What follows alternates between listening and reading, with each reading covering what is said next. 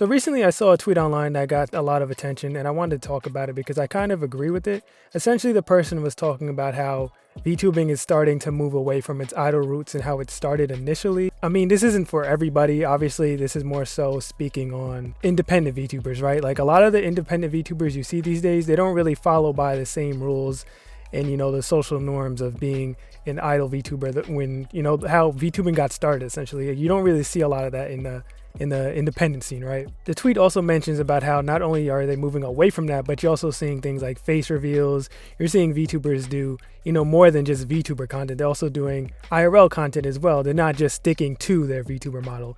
And this person got a lot of flack for saying that. They started calling, you know, these type of people tourists in the space, and because there's still a lot of people out there that still like that whole idol side of VTubing, and I don't blame them. I get it to a certain degree, but at the same time, I was never really into the whole like idol side of content creation when it comes to VTuber, because I think it's a little weird to me. I think it's the same thing as, you know, celebrity worship and how that's kind of like unhealthy to a certain extent. J. Cole actually did a recent interview that kind of harped on this a little bit, and I'm gonna play a clip of it here. This is the problem, or even the more underlying problem, because I've been in that seat too. The only type of person that puts that level of belief and faith in a person, a celebrity, because there's people out there that like don't care. You know what I mean? They just treat it like, oh, it's just entertainment. I'm not going to these people for like life advice or like whatever. Right. You know what I mean? There are people out there. I feel like the only type of person that does that, because I was in that seat, is an unhealthy person. And I don't mean that judgment, like, oh, you're unhealthy. No, somebody like me when I was a kid, like there's holes here. There's like insecurity issues. There's trauma from here. There's boom, boom. It takes somebody who's vulnerable and like broken and gives them a way to like plug that hole. Even there's kids that like love me, love my music, and it's like to them I represent something more than just the music. What do you say to them? I say to them that like I don't want that to be the case. Now, of course, he's not talking about VTubers, but I think the idea of what he's saying still applies. There's a lot of hardcore VTuber, you know, idol fans who will go to war for their favorite VTuber creator online. Like we've all seen it, you know, a VTuber kind of gets into it with, I don't know, maybe just a situation comes up, and then all of a sudden you have their entire fan base rallying behind them, which there's nothing wrong with it. But some of these people go way too far, and they're beyond parasocial.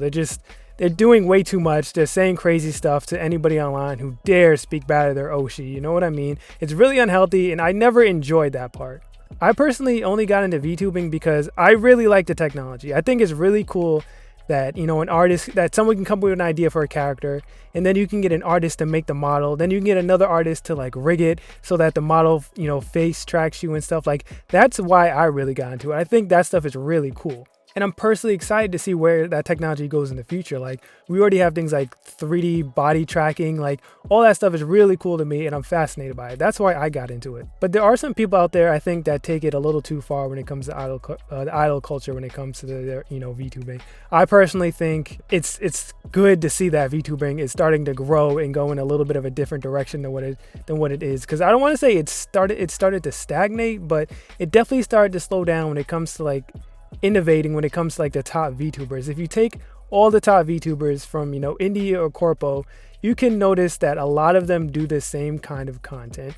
And when it comes to, you know, the innovating topics, the innovating type of content, most of it is in the indie scene. Now, I don't know if that's because you have way more freedom because when you're an indie as opposed to being a corpo, or whatever the deal is, or maybe they just play it safe when you're in a corpo because there's rules that there's people you have to please essentially when you're in a corpo, right? So maybe they're just like, you know what, I'm gonna do what works. But when it comes to the indie scene, you can't really do that. I mean, you can, but if you're just starting out, you can't necessarily do only what the bigger VTubers are doing and expect to grow. It just doesn't work like that. So I think that's probably why we're seeing more innovation when it comes to that side of things. Basically what I'm saying, I agree with what this person said online, and I don't understand why they got so much hate just for stating the obvious, you know? So I don't know. I guess it just proves my point even more that some of these people need to step back and stop being so obsessive about their favorite VTuber. Anyway, that's going to be it for this video. Thank you for watching, and I'll talk to you in the next one.